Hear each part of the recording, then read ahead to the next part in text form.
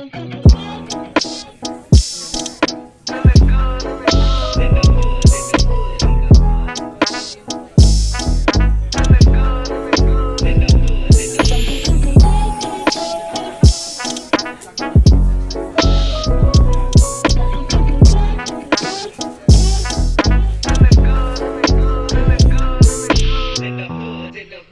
good? What's good? What's good in the hood? Welcome back to another episode of the Good in the Hood podcast. A special episode, man. Special episode because I'm joined by, Big West Side on the fist right there. The legend. West Side Zone, man. Frsh Waters, bro. My boy. How you feeling, bro? Man, hey, I'm just blessed to be here, Joe. I've been waiting on this day for a long time. Yes, sir, my nigga, man. Hey, 1/4 of the Pivot Gang. Like I said, West Side Chicago's own, bro. I ain't gonna say 1/4 because Pivot Gang is like, it's a whole army. Producers, rappers. It's crazy what y'all got going on, bro. I'm definitely excited that 2020 provided me. Well, I've been begging you for. Some new Frsh Waters. Joints, bro, and on the way and Roses. With the 2 singles you dropped last year, and you kind of had a dope campaign based around the Roses track because you had the Giving Flowers thing you're doing on Instagram and social media, pretty much having your fans give flowers to loved ones of theirs. You gave flowers to your grandmother. I kind of want to know what inspired that and what headspace you had to be in to get there. Actually, honestly, I think what like kicked it all off was the fact that like I was going through a bunch of music in general and just like I had started 2020 working on like a body of work, and then I kind of like 2020 hit and like the pandemic hit, and it just like drove everything like to put shit more into perspective where it was like you gotta, this probably a time to not be as superficial, as more time to be real, you know what I mean? So that's real. I had to take a realistic approach and just like put everything that I had going on. As far as I got with the tape too, I was at the mastering process. Like I was ready to start shooting the videos and figuring that shit out. But I just put that shit on hold and I was like, it's scrap for right now. I got to do something else. And shit, honestly, it just came from like being on social media. I interact with a lot of my family on Facebook and like a lot of my friends off Twitter and IG. So it's like the narrative just so different. You know what I'm saying? Like I remember when social media first like was a big craze back in the day, like when most really was getting on social media.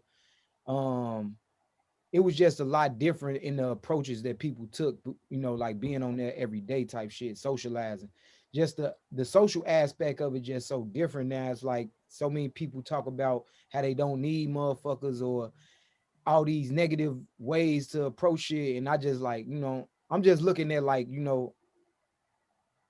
all, like all actuality that like if the people that you around, if you waiting for them to fuck up so you can't fuck with them no more, then that's not giving you room to, like appreciate or be grateful for what you got.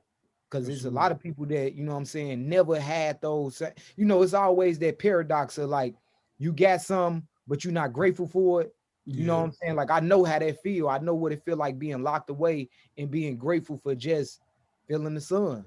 Absolutely. Shit, like to really want to just feel the sun on you and be outside and feel the wind breeze when that shit like when it's absent from you, like it give you room to start being grateful for shit. So it's like I just want to change the narrative, change the dialogue for a little second. You know what I'm saying? Give people a space in the room to talk about who they grateful for, and who they appreciate in their life. Even if it wasn't like on the best terms where it's at now, like giving them a chance to just look at it. You know what I'm saying? And just let shit come full circle like that. And that's a powerful mindset to have. And like you talked about saying, like, of course, like the situation you was in the past that probably put you in the mindset to even think that way. And like we just spent a year as a country, as a world, really. On like lockdown, and like we act like that shit was like real lockdown. Like it could be worse. It could have been way worse for a lot of people. Like people lost lives I'm saying? So it's definitely important, like what you saying, like as long as we hear, I'm saying, like, I'm saying spread love, basically, type shit. Yeah, I mean, you know, like at the end of the day, is not what you don't gas, what you do. You know what I mean? Like it's Exactly. some people that ain't even able to see today. You know what I'm saying? They didn't make it out of 2020. So it's like, Absolutely. yeah, I know we might take that shit for granted because we still just surviving or we just living and thriving, but like shit, this shit that is it's some real shit, you know what I'm saying? And we in a real time where it ain't like we can be all just like, you know what I'm saying, acting like we don't get no fuck because it's always gonna come back and hit us in our face that like this shit is real, you know. So I kind of want to hit the rewind button and go back to 2019. Like Sure. 2019 was like wrapping up. Like what was your plans going into 2020? Like what was like I just knowing y'all and being around y'all a little bit and like seeing like I'm saying like the way y'all have elevated. I'm saying year by year and put out projects and I mean you can't sit with us just dropped in 20 was that 19 or 18?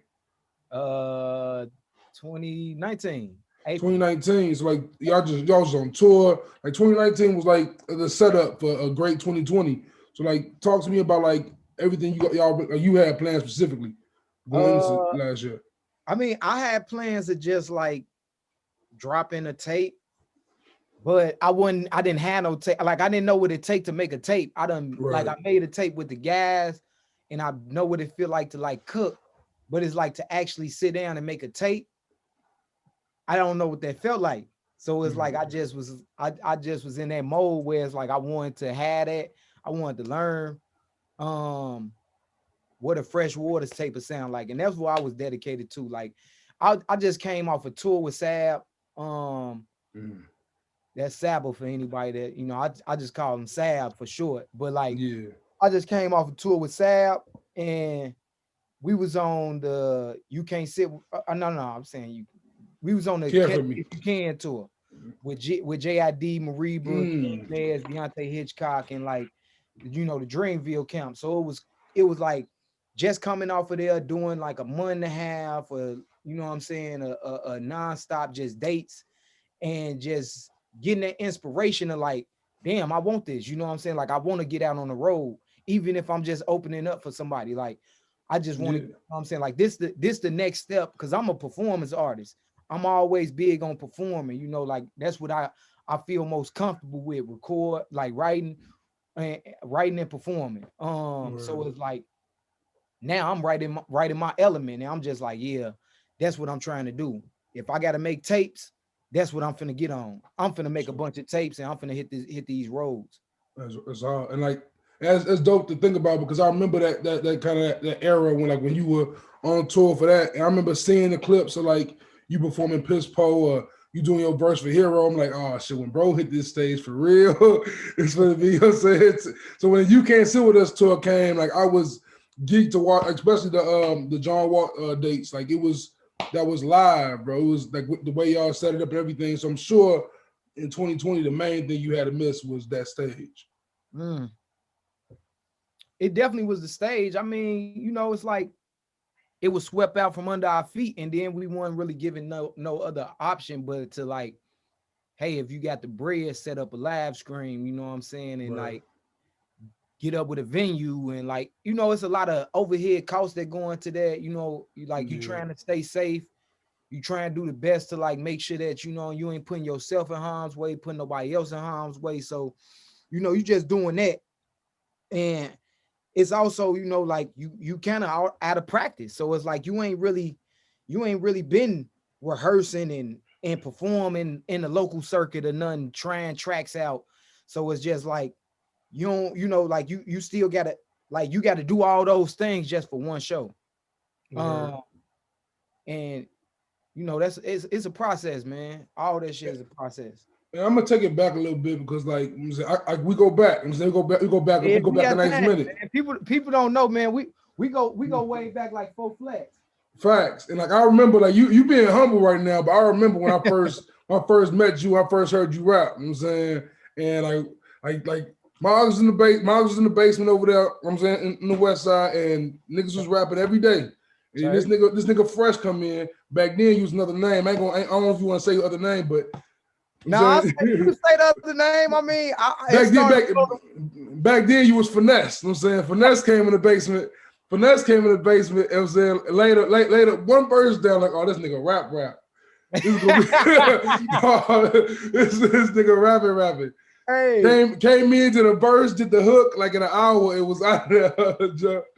I was on the move, man. I had a confidence about me back then because what happened was I was just, like I just never been able to be around nobody that appreciated my writing until I got around y'all. Cause it's like, beforehand, like motherfuckers is cool with you being able to rap and like you being good at it, but niggas didn't appreciate that shit. They had their own like agendas going on. They had their own like ideas on what success looked like. For me, success was just like, hey, little by little, like every track, every verse, every, like every session, we doing like we knocking that shit out the park. So it's like I came down there and the story, so how I even ended up there is because like my boy Spooky, smoke. he just kept on telling me like, come by the booth, come fuck with us. And this before I was taking rap serious. So it's like I had already took it serious a couple times before in groups. And I be in a group, and then next thing you know, the group just fizzle out, or one nigga get too big headed, he want to do shit by himself, and it be, it just be shit like that. So it's just like I got around, you know what I'm saying? I came down there, I seen y'all, like y'all was a real crew, you know what I'm saying? Like y'all was down there putting that work in like a mom and pop, you know what I'm saying, set up. Like niggas ain't had no professional. Niggas had a mic in the support beam in the basement. You know what I'm saying? Like we wasn't no mic stand. So I don't know. It gave that appeal to like, all right, well, like if you gonna do it, now's the time. Like if you really gonna do this shit, then you ain't no wasted opportunities. So I came in there with an open mind, and I just was happy that motherfuckers fuck with the shit that I put down. You know what I mean? Because it was just like, I don't know what's good. You know what I mean? Like I don't know what motherfuckers like. I don't know if I like the shit. It's just like I just know I'm gonna make some shit. So it's no. Like you came down there and literally, I think you blew everybody in that way. Like, damn, this nigga is raw. Like instantly, like you literally came in there one day and laid one verse, one hook, and said, you know what, he need to be in the group. Like you should get this dude in the group right here. Like that instantly. That was raw. And I kind of want to know, like, because I never really had this discussion with you. Like, what was your influence to get you to the style you had at the age of 18, 19 to now? And it's crazy because that was like when I first came down there that day, I was definitely 18, 19. So damn, and that's crazy, right? Shit feel like yesterday. About it. Oh, that's like 13 years ago, you know what I'm saying? God.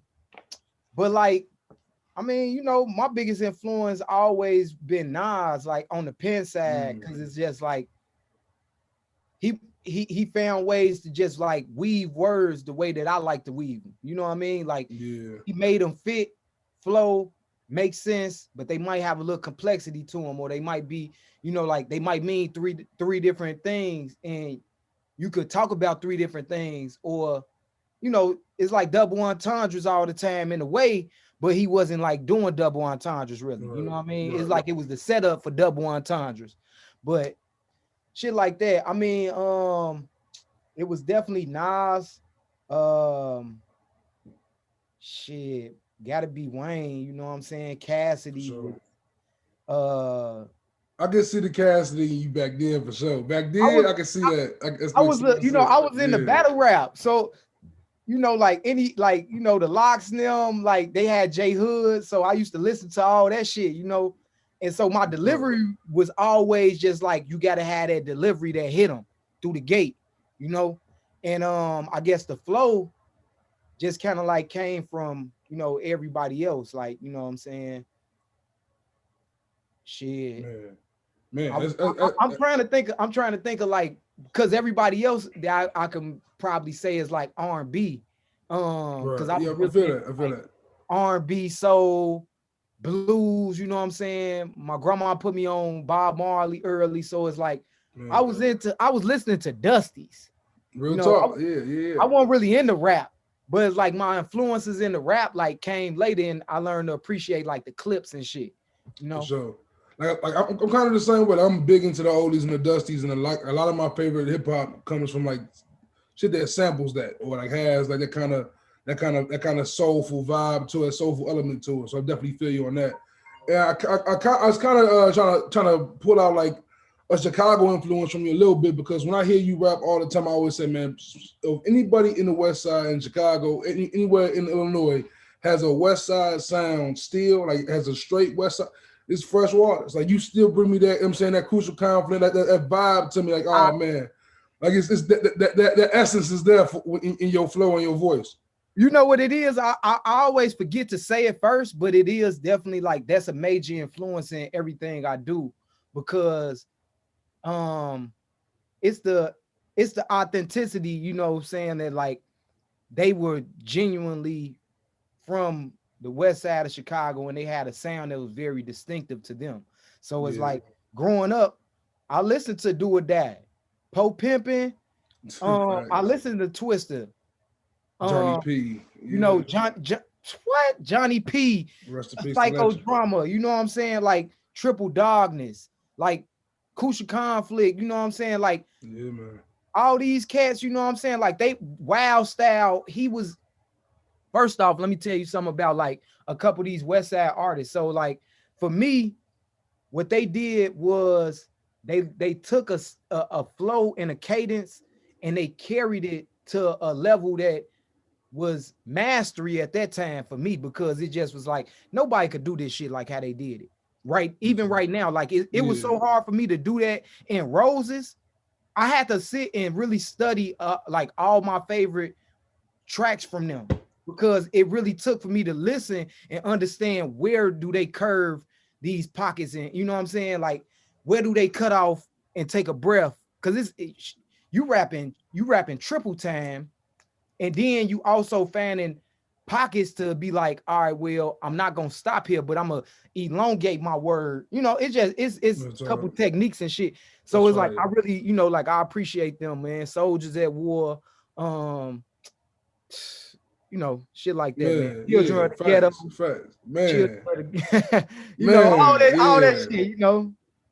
Yeah, and it's definitely like dope. One, just like among the nose pivot. Like it's always kind of conflicting to say how much I'm a fan of y'all, right? Because I'm saying as y'all homie, but at the same time, when you say shit like that, like yo, this is why I'm saying is I fuck with students of the game. I fuck with people who like I can tell take that crafts. Like everyone got friends that rap. I got other friends that rap. I'm blasted pivot though. I'm saying for a reason because like what y'all doing, what y'all bring is I'm saying the preparation and the care and the passion of it all and. Plus, I'm saying y'all just got it. I'm saying y'all just got it. You know I'm saying so. Hey, good looking, bro. For sure, bro. Always. So like when you talk about Roses and we talk about On the Way, and like I'm excited about what's coming up next for you. But also I gotta touch on like You Can't Sit With Us because like what You Can't Sit With Us like did like I don't think. I mean I haven't heard something like You Can't Sit With Us like a rap group with lyrical niggas. I haven't heard nothing like that since.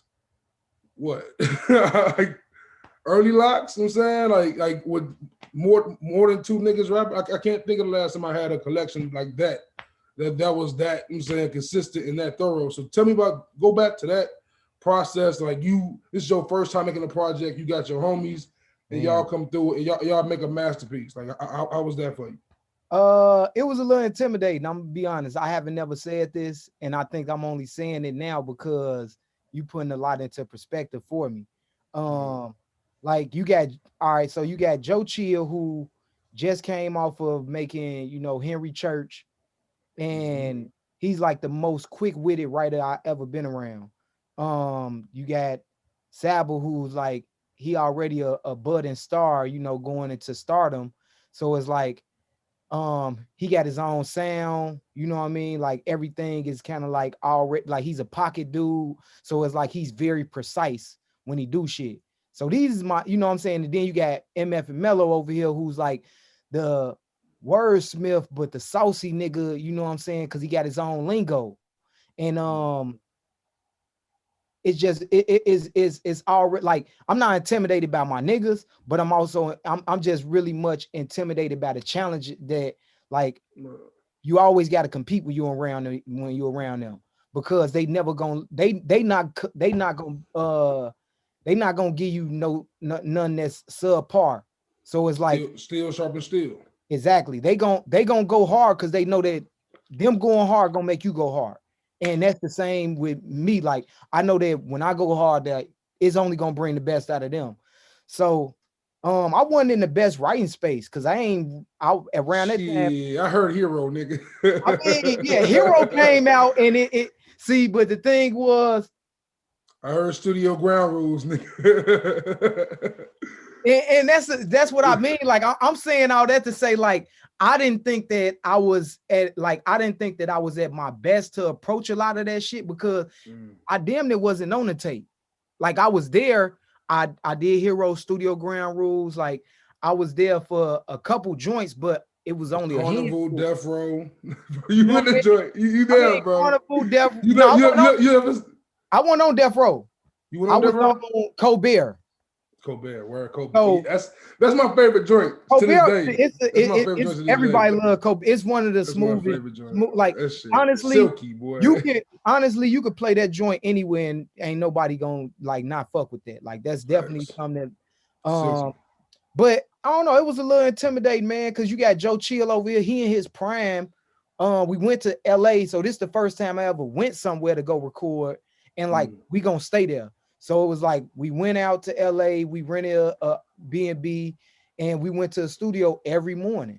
Like we did this shit like how we used to do it at the crib. That was the plan, to be like, hey, let's treat this shit like when we used to do this shit in the basement. You know what I'm saying? Like we just lock in, and every day this is our mission. We come out here. We didn't come out here to do nothing else.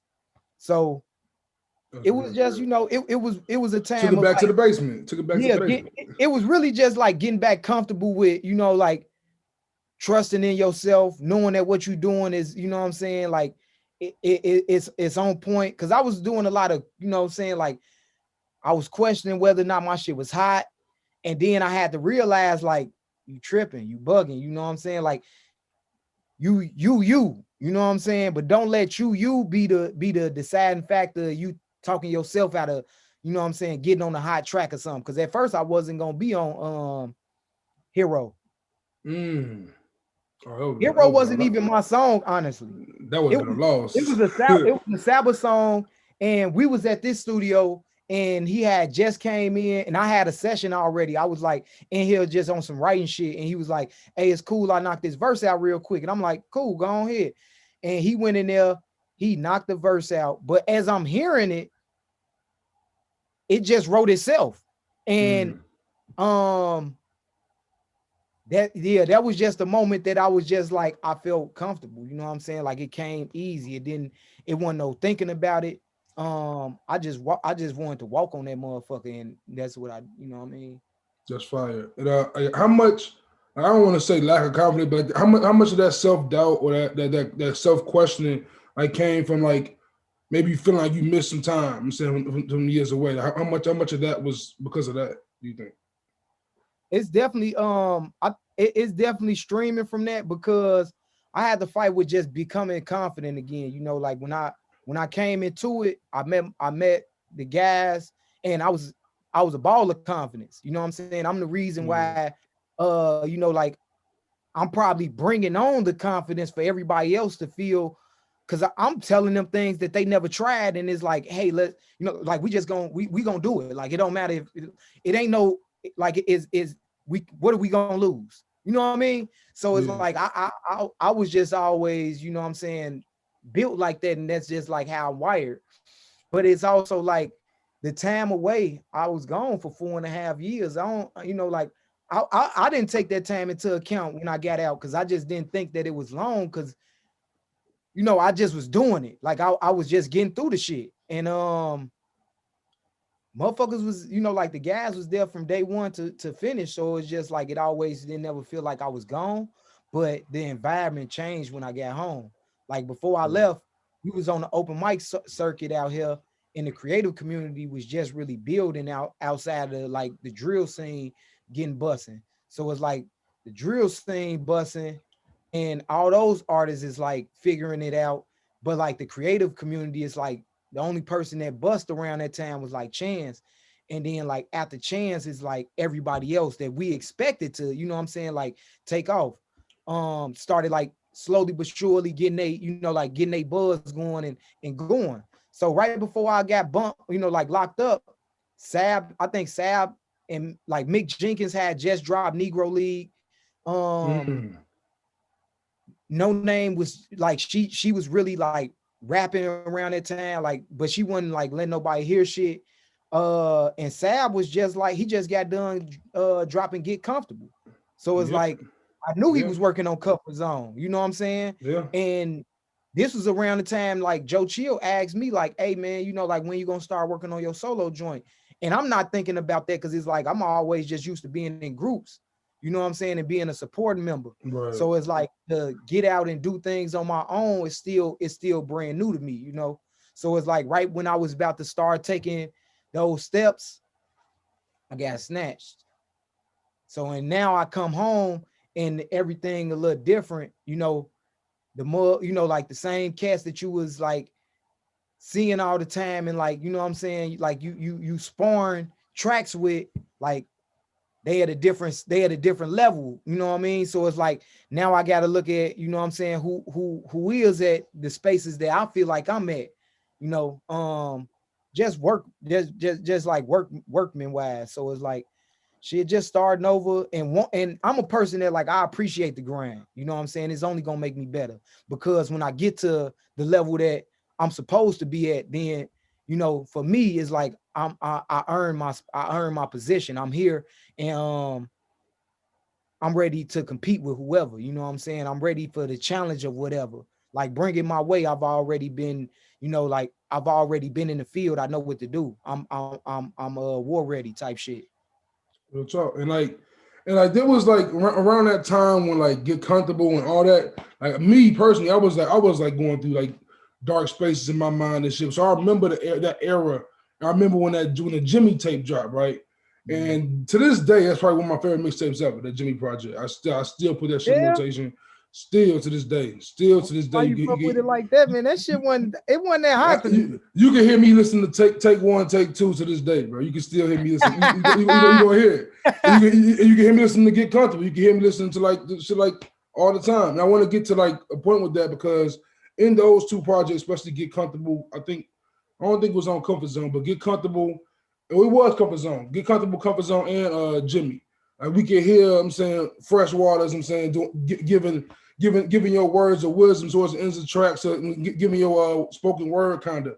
I'm kind of curious, like, do you plan on implementing that like in the future as well? Because like, you used to drop like isms like on a regular basis on like the end of the records. Like this is like Waters is low key icon. This is dope. The whole, especially that whole Jimmy project being, of course. And like I mean, look at the title of my podcast is damn near ode to that shit, bro. So like real shit.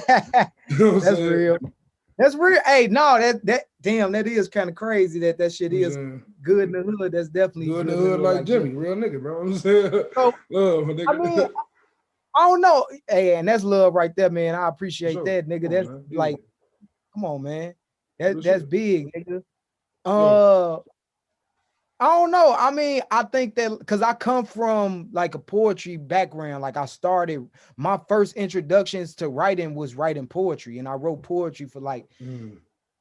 like 3 years before I even started writing raps. So it's like, and I was a shorty, and I was writing poetry without no guidance, no mentorship, no help, no like I just was writing, you know what I'm saying? Shit that I felt, and I didn't have no rhythm. So it's like I just wrote in pockets and lines and like getting shit off my chest. But I mean, I've always been big on the wisdom that is passed down through oral language. Mm. Like my grandma and them, they always drop gems on me. You know what I mean? My family, I got a big family. So it's like a lot of them is older and they, I'm getting game from 5 different people. and they telling me 5 different things. So it's like I'm sitting with that and I'm big. I reflect on shit, you know, real heavy. So it's like I'm sitting and I'm reflecting on how that like how do that exist right now for me? You know what I'm saying? Like if my grandma telling me fair exchange ain't no robbery, and I'm going to the basement every day with Sab and them cooking, and I'm like, damn, if these niggas got everything for the studio for us to make music, then it's like I could do something to make sure that this shit get heard. To me, That's that's fair real. exchange, ain't no robbery. You know what I'm saying? That's Like real. this Yeah. an even exchange. Ain't nobody losing in this. You know what I'm saying? Or don't nobody feel like they being cut short. And it's never been that, but it's just always like, you know, let me do my part. You know what I'm saying? That's hard. So I'm big on the wisdom shit, you know what I'm saying? And motherfuckers gonna hear a lot of that in the music that I drop coming up. I just been like trying to pace it in a way that like I know how, you know, like I know how it's gonna actually work, you know what I mean? To be something that people can get used to. That's real. That's real. And like with that, do you see like do you have any idea of like what's next music release wise for you? You have any plans? You just at this moment just trying to push OTW and Roses and I'm saying and just focus on just continuing to get better. Well, I Then the chips mean, falls in May. yeah, I'm just, you know, trying to make sure that Roses and OTW see they, you know, like they get their love and recognition, they get to live. And because they're my babies, you know what I mean? And Yeah, like but I'm also always working because it's like I don't got no big catalog. that's And it. when I, you know, like when I got to the crib, I realized that I was like, damn, everybody dropping tapes. I ain't even got 2 songs.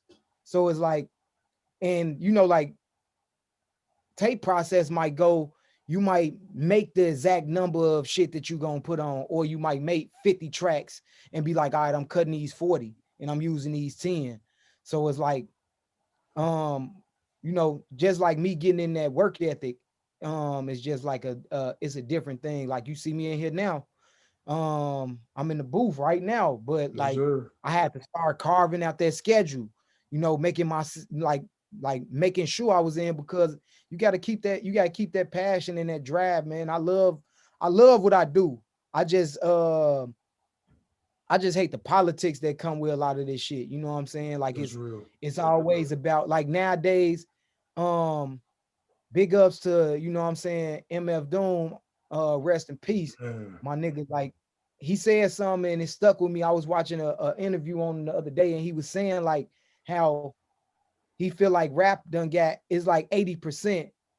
It's at like 80%, you know what I'm saying? And when he first said it, I'm thinking like, damn, rap at 80%, like it's damn near full. Like we damn near got to to but he was Nah. saying like, nah, it's Yeah. that 80% where it done got away from what hip Yeah. hop is, like, or Yeah. just the essence of rhyming. So it's Yeah. like it's about everything but the rhymes. Like Absolutely. it's so much about what you wear, who you It's a with, business now. It's a you business know. now. Yeah, it's so much about the logistics of shit that Yeah. it's like you don't like I can't even sit and listen to somebody and get him an honest ear because I'm so worried about this. Look at this nigga, what he wearing. You know what I'm Yeah. saying? And like, and even This like to my nigga ain't got last Balenciagas on. facts, and Fuck even is like that? What also the fuck is I don't even know real where shit. Balenciagas come from. Like, Yeah, you know what I'm saying? Like it's everything's about name brand, everything's about it's a popularity contest more than ever now. And that's definitely unfortunate because like me, for someone like me, I'm not a person that's gonna be looking around for all the new music no more. Like at this point, it's impossible to keep up with that shit. So I'm at a point now. I'm just stubborn. I'm listening to what I listen to. Listen to Pivot. Listen to Larry June. Listen to Freddie Gibbs. I call it a day. Put some knowledge on and some R&B and call it a day. Like I'm not gonna chase around a bunch of new acts. Everything is very fabricated now, and it kind of takes away from the music, like what MF Doom said. And I kind of want to give a little more flowers to you because you talk about the no project last year, but I was literally just telling one of the homies that like low key we got a pivot album last year. Like like real. low, like I Those are literally the lowest. I put a playlist together, bro. It's 12 songs from Pivot Game last year. It's four from Yeah. Sad, two from you, I think four from Mello, and two from Joe. Like I can live with that, bro. Like, you know what I'm saying? Like that's like it's crazy because in an era where like everything is so what's next, what's next, what's next. Microwave, yeah. Everything's And so quick, fast. You got to zap it so they yeah, can eat it and consume it right now. like y'all niggas kind of have a cheat code because it's for y'all. Y'all can just do y'all can just flood the streets individually. You know what I'm saying, and like it's still like in unison, which is fire. I mean, that's the essence of pivots, though, right? You know, like Yeah, when pivot really locked in and became like really became pivot. That's the essence of what pivot is. Like it's friends friends helping friends move this music, and the music is, you know, like the like if you know the Friends episode, they was moving this couch upstairs and Ross pivot. was yelling out pivot, you know. So it's like he needed his homies to help him move this couch, but you know, so they can get the common goal of moving the couch, which is us moving the music. So it's like if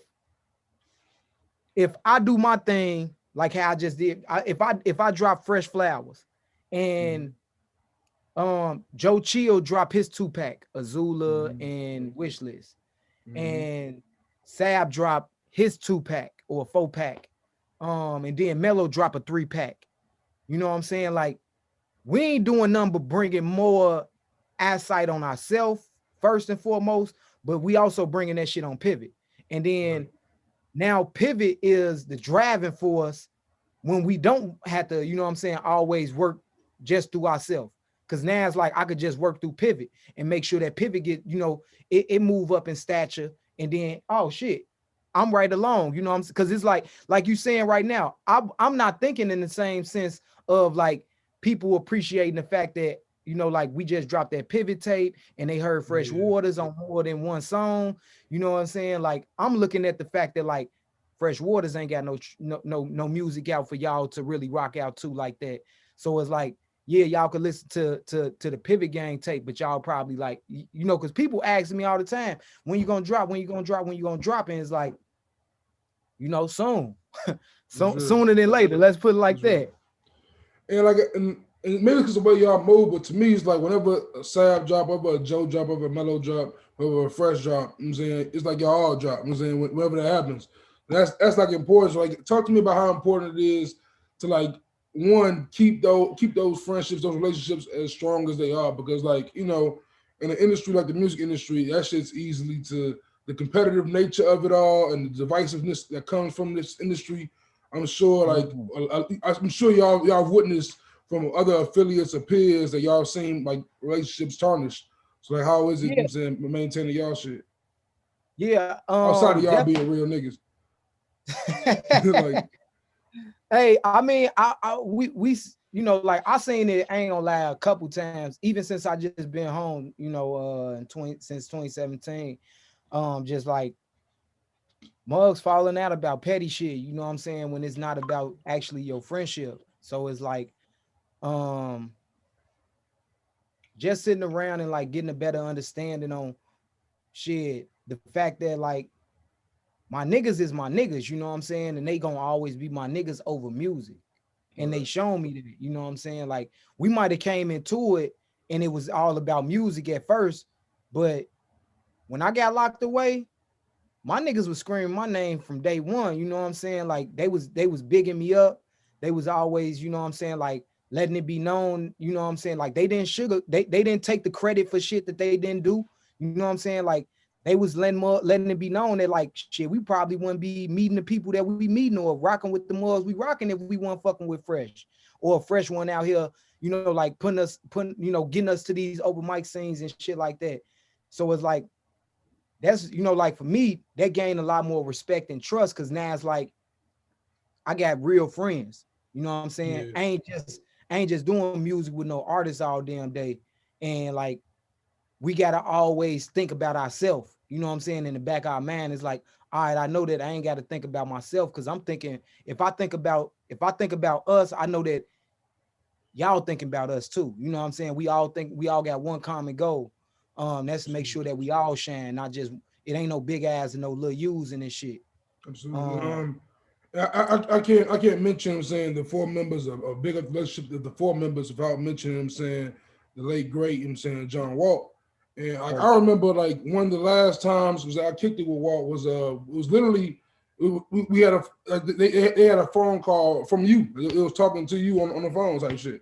So like I know how tough it must have been. Like I'm saying, like just months before, I'm saying you was able to come home. Like I'm saying, like for that situation to happen. So like just talk to me about how it is to uphold bro's name and just like how much of that is, I'm saying, kind of fueling y'all to keep pushing and keep grinding and just keep excelling the way y'all are.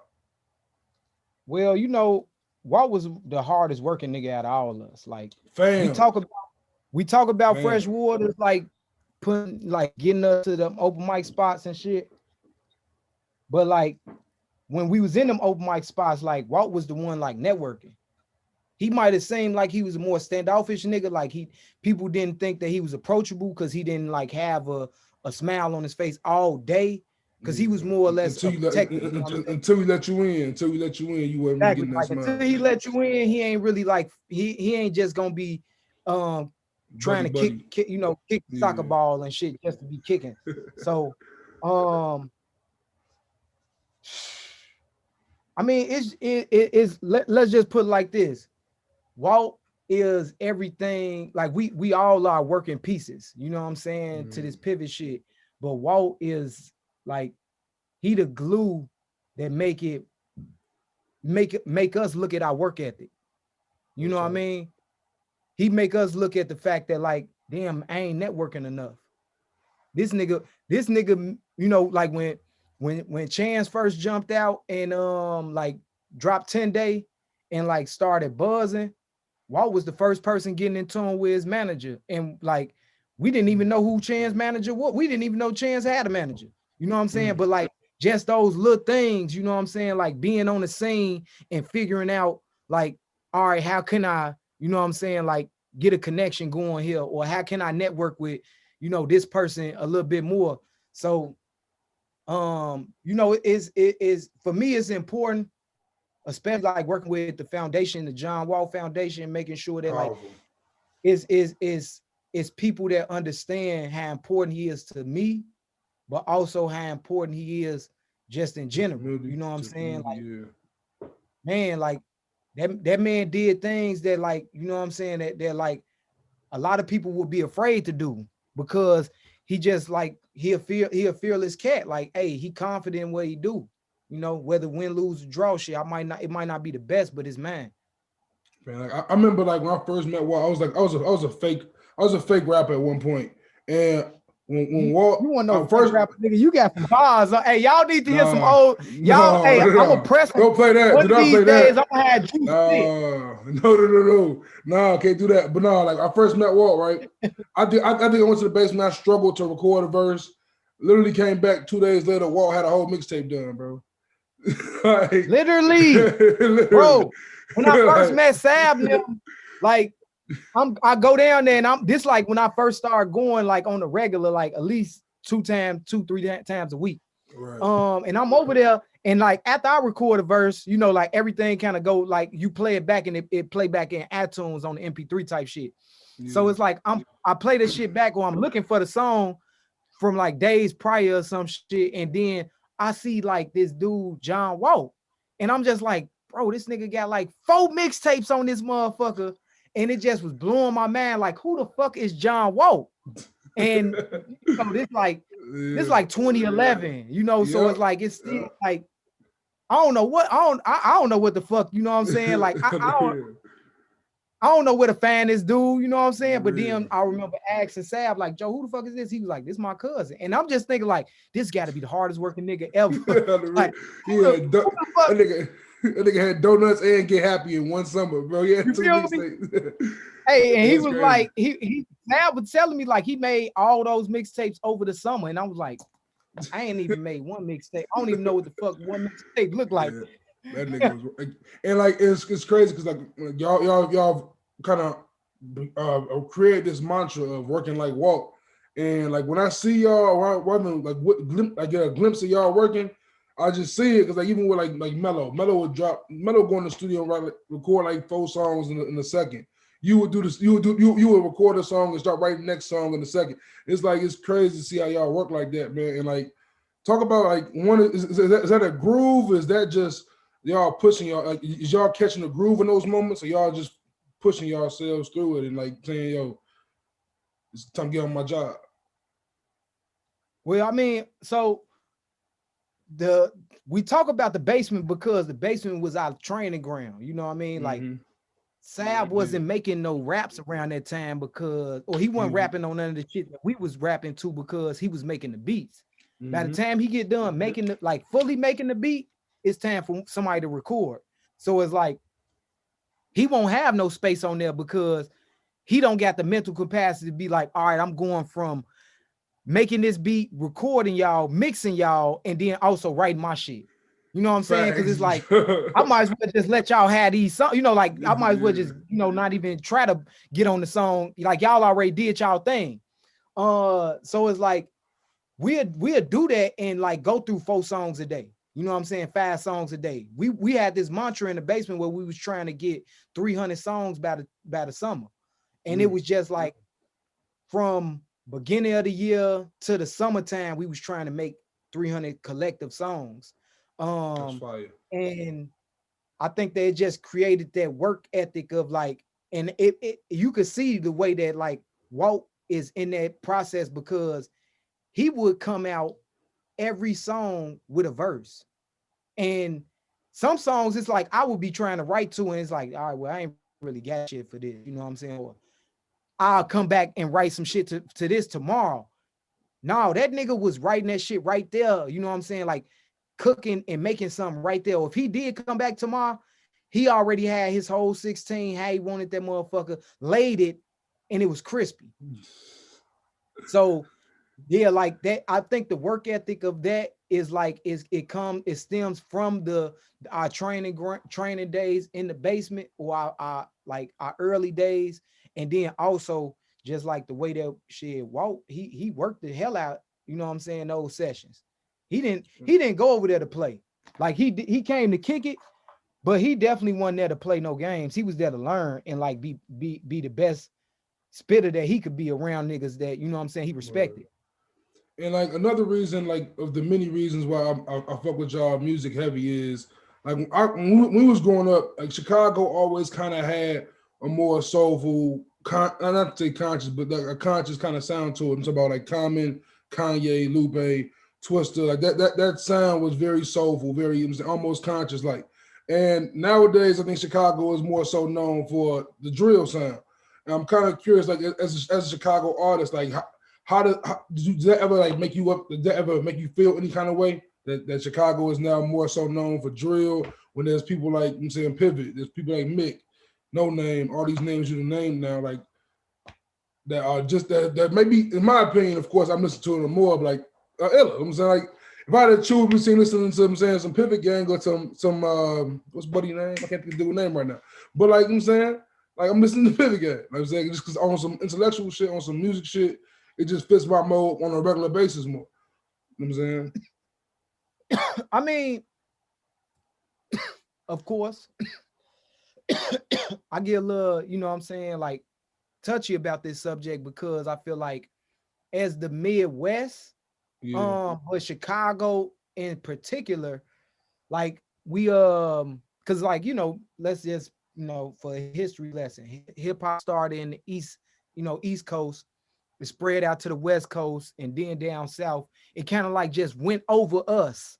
And then you know what I'm saying, like when it came time for us to get our turn again, like with Midwest artists, it wasn't like motherfuckers was looking for niggas from the Midwest, but but like the essence of telling these stories from here, it's always been something big to me. And I think that that's something that I hold near and dear because like that's what made me also love Chicago music, feeling like our story is getting told, and not just the story of, the shooter who, you know what I'm saying, got to protect himself or how he survived, more or less the story of, the everyday inner city you know, everyday city cat out here.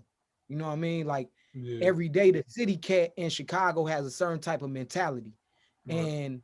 And whether it be, you know, whether it be one of the guys or one of the, women out here, like it's just very different. So it's like you gotta bring that mentality, you know what I'm saying? So the people have something to relate to when they thinking about, you know what I'm saying, the moves that they want to make. Cause Chicago people real thoughtful. You know what I'm Yeah. saying? Like, Sure. in a lot of ways, we really appreciate shit. Hmm. Even though it might seem like we don't. You know what I'm saying? Like we just appreciate shit that we feel like is up to a certain standard. You know what I'm saying? Yeah, Like, yeah, for sure. And like I don't want to make it sound like I like some drill like Dirk. I fuck with Dirk heavy. oh I fuck no, with yeah, Dirk. and it's not to. Yeah, I yeah, know yeah, that's not because we love everything that yeah, for sure. that's Yeah, ours. That's what I mean too. But like we yeah, appreciate our own shit. We yeah, just for like for sure. it to be at a certain standard. I think that's what it's always been like. Pivot Gang is one of those groups where it's like we stand on that standard for Chicago, you know.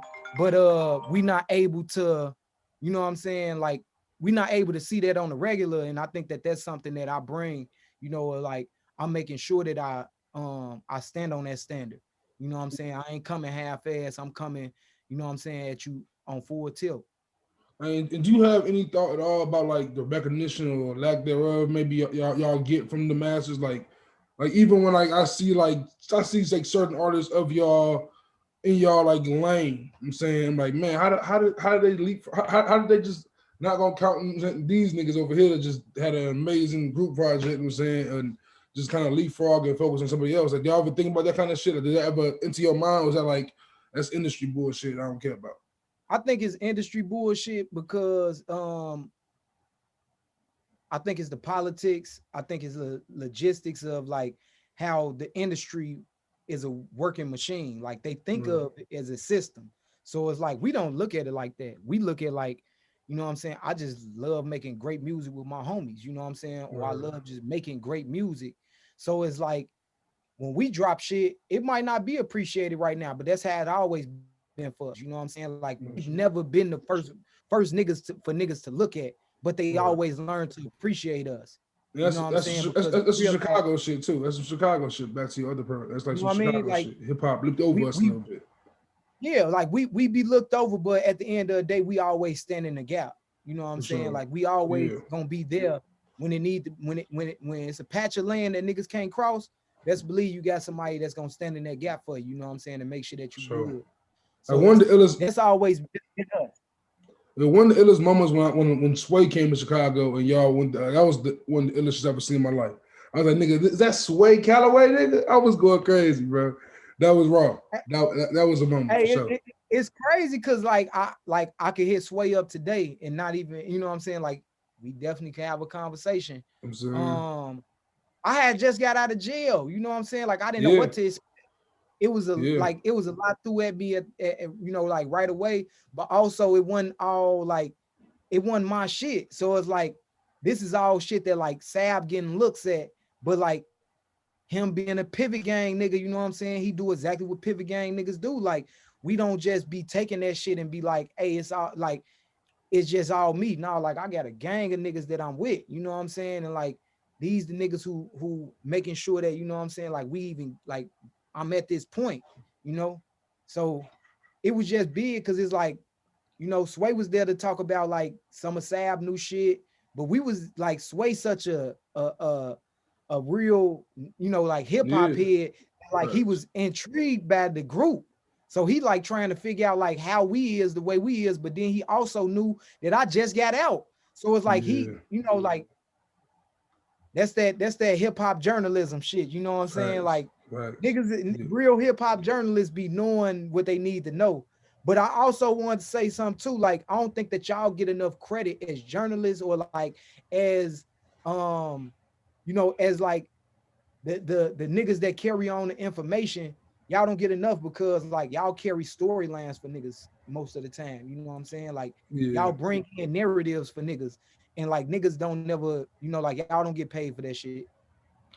That's real. And like one thing I'm trying to get away from, I've been doing this a lot my whole life as a hip hop fan, is like the comparison or doing the list and shit. And now I just kind of just do it as this is my favorite instead of doing like who's the best. I think in this era, especially as we all get older, it's impossible to compare. I'm saying a Biggie to a Future. I'm saying you can't. Like, how the fuck can you do that? So like at a certain point, I think that's what the media, at least coming in the future, has to shift and stop doing comparisons, because all that does is that kind of fuels the bullshit in hip hop. Like it fuels everyone sounding the same as well. Like it kind of creates that, and that's why like when I listen to like Pivot Gang or a lot of the more lyrical hip hop of this generation is refreshing, because it's not necessarily boom bap sound, but it's definitely not, I'm saying, complete whatever I'm saying the hot trend is. It's its own lane, and y'all just create something that's unique and authentic, and that's really what hip hop is to me. The most authentic, unique shit you can. It's you. It's you. It's who you are. It's you telling your story, and y'all do that shit every time, and man, it's always amazing, bro. Mm. For real. I mean, So I gotta know though. I gotta know like who is Fresh listening to outside of Fresh. If it's R&B, I want to know what R&B it is. If it's rap, I want to know what rap it is, bro. 'Cause you know me, bro. You know me. I'm a music head, bro. I listen to music all day. I'm gonna put it like this. First and foremost, it's Kai. Descendants of Cain. Yeah. Not even. I ain't even the crazy part. I haven't even got a chance to listen to Descendants of Cain. Oh, that's tough. It's tough. I'm still The listening to first joint. Samurai.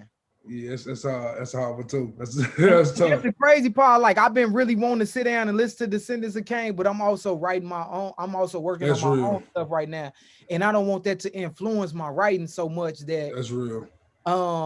Yeah, I just be trying not to do that. It's definitely a project you have to sit with and listen to multiple times. I would not recommend you do that while you writing, bro. Yeah, it's one of them you definitely gotta sit with and like catch every bar. So that then also, what can I say? Black Thought, like I fuck with Black Thought heavy, man. Rock Marciano, R&B, I gotta say the Barge, let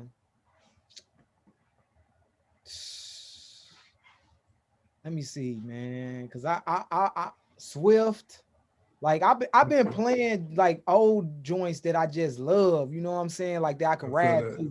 Music that that you can ride to, man. You know what I'm saying? You got the car clean.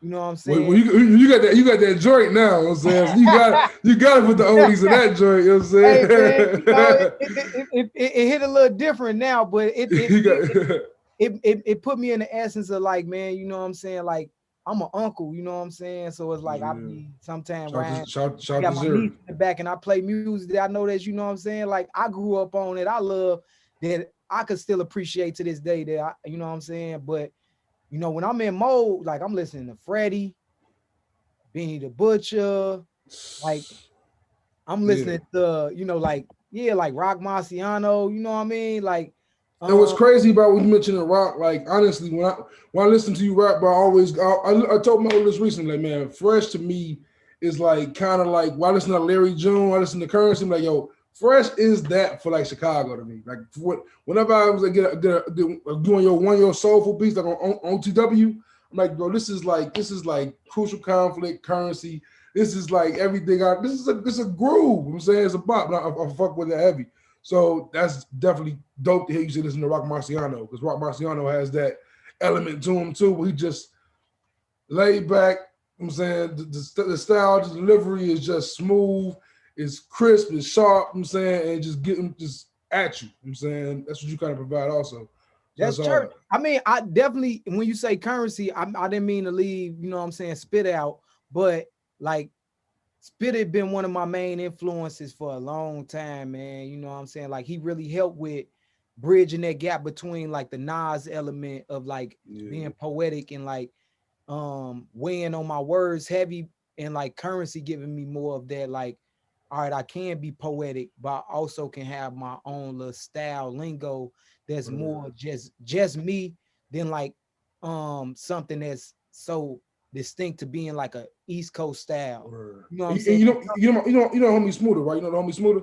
Yeah, I know Smoother. Word. So like this is a word that he'll use all the time. I'm gonna give him credit. But what I'll describe it as, bro, is player shit. Like, you know what I'm saying? The way, you know what I'm saying, way y'all that kind of genre is player shit. Y'all kind of have that flow to it, it's in the voice. It's in the voice. It's really in the voice of it. I'm saying, like, you kind of just speak it out like the Mac or some shit. You know what I'm saying, like, and just drop the isms on them real quick type shit. I mean, you got to make sure that you know what I'm saying.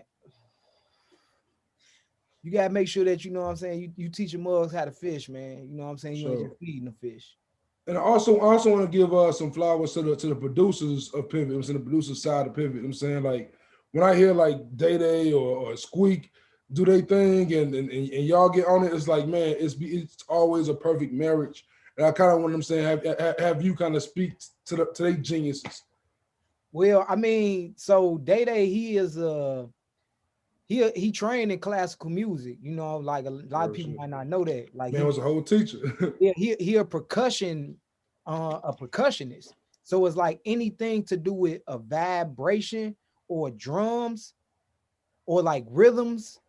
He is so precise down to the T, like so meticulous, because he just like it just roll off. It just is natural for him. It's very innate.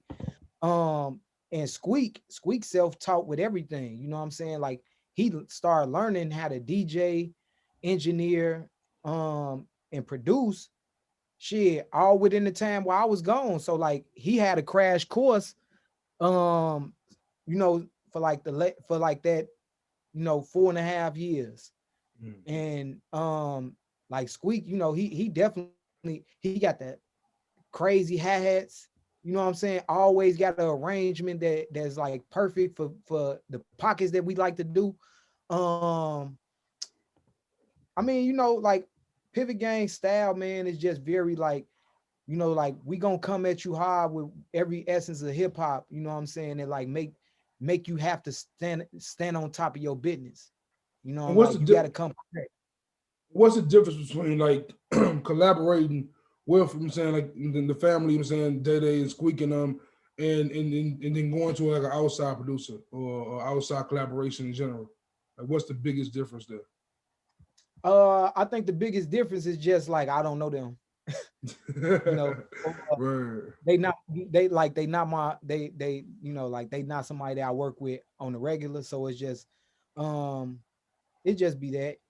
It don't be nothing else because Sure. everything stay within the music for us. You know what I'm saying? Like if it's outside the music, then we probably not gonna be working. You know what I mean? Like it's so much more about like making the point known that like this is what like we got to make our statements here. Let's like this is where our statements started, and then we can branch off into these other things or let these other things also exist within that because they ain't always got to be synonymous.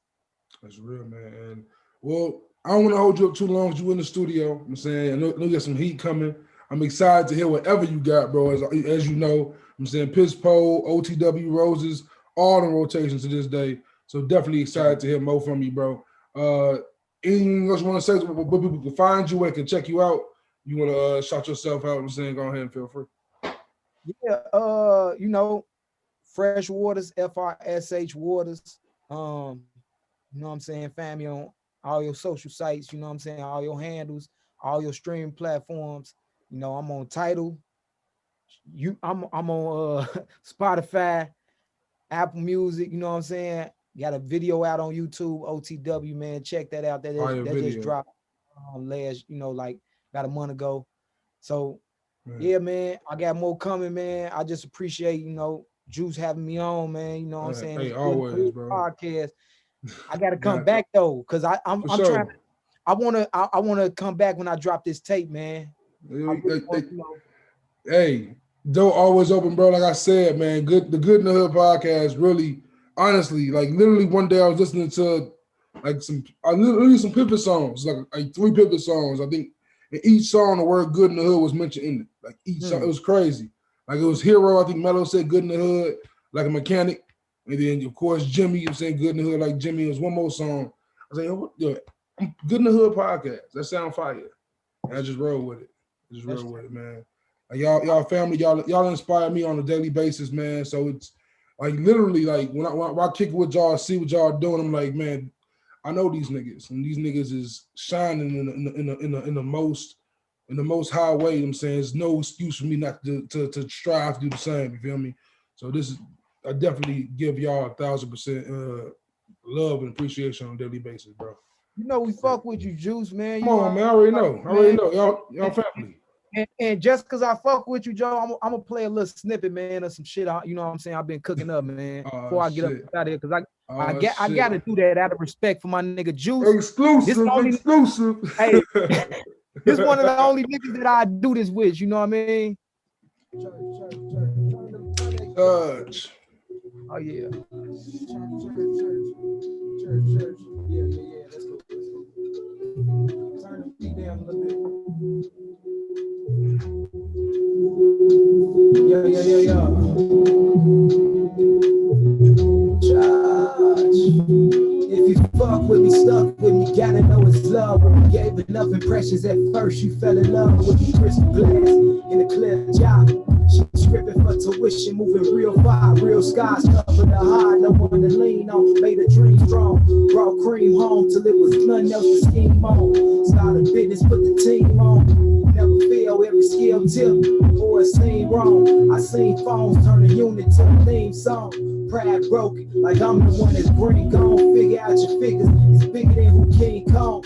Only jungle I be fearing is the new homes. Plotting on some land that my granny never can move on. My motion might be slow, they'll move on. Bad coast, bad weekly, skin two-tone. Ring double, my hustle get his groove on. 1, 2, 3, in my zone like 2, 3. 1, 2, 3. That's nasty.